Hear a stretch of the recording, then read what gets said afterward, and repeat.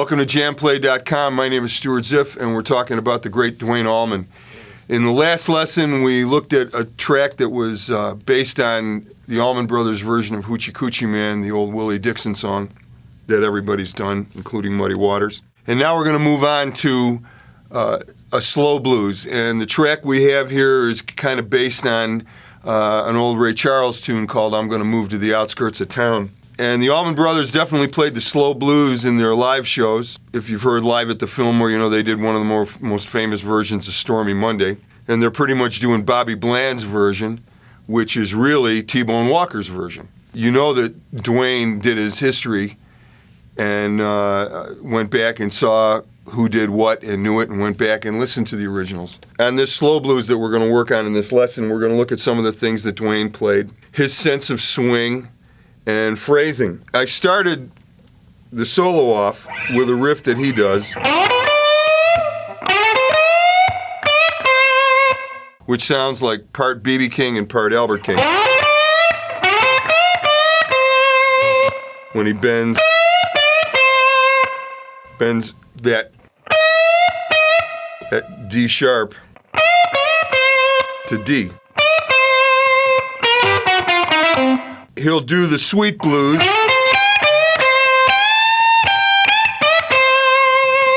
I think that was probably one of his pet licks that he used to like to rely on for kicking off blues solos.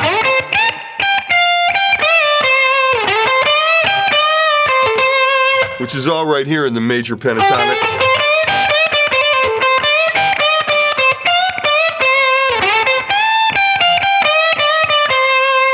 Those four notes, 5 if you can count the A.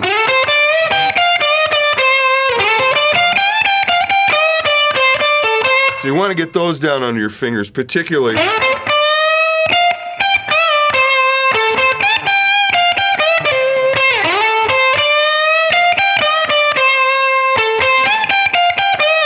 You got a couple of nice combinations that he pretty much relied on and stuck to. And he would do this kind of riff where he would go back and forth between C on the first string at the 8th fret and A on the B string at the 10th fret. And then grab the 9th, which is D.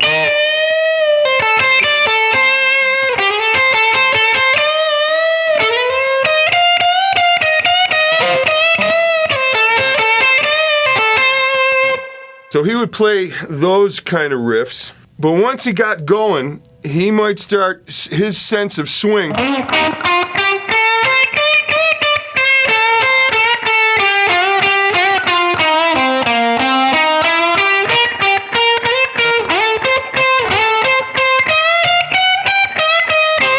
It really was very eighth notey, and he played it in such a way that it had a real unique feel to it. It had a unique feel, a sound, and a rhythmic vibe, I like to think of it. But that's what I thought of, because when I hear him play the slow blues, he tends to play, once the band gets cooking and once he starts, getting past a couple of key phrases, and he starts to make it swing, if the groove is there.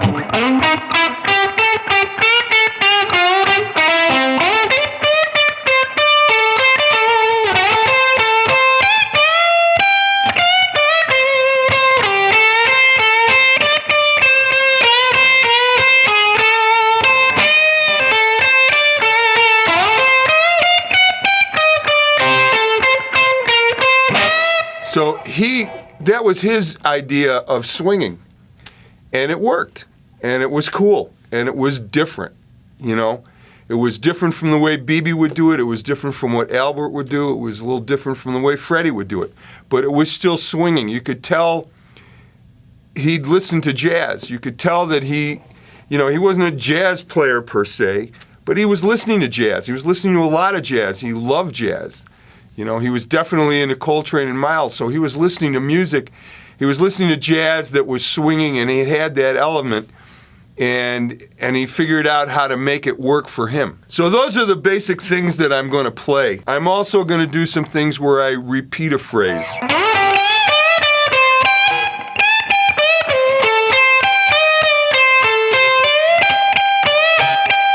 I might repeat it with 2 notes.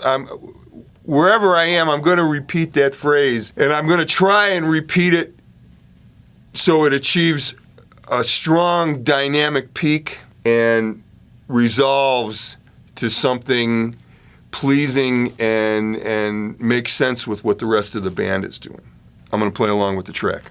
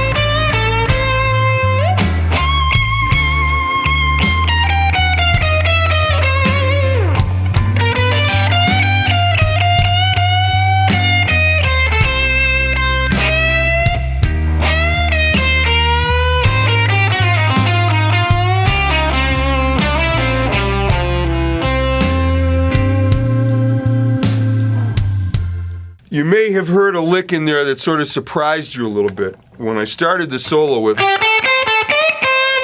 that kind of B.B. King thing, then I repeated it. And then I went...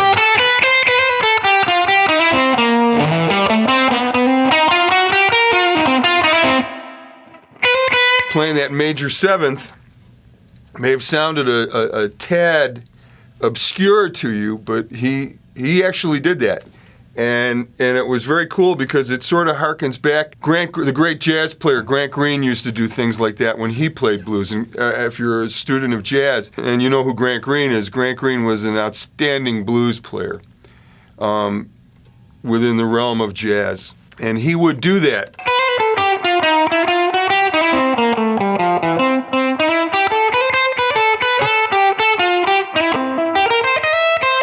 Things like that. For Dwayne to pick that up, my guess is he probably got it from Miles Davis or maybe Coltrane, but my guess would be maybe Miles, because Miles would play that interval.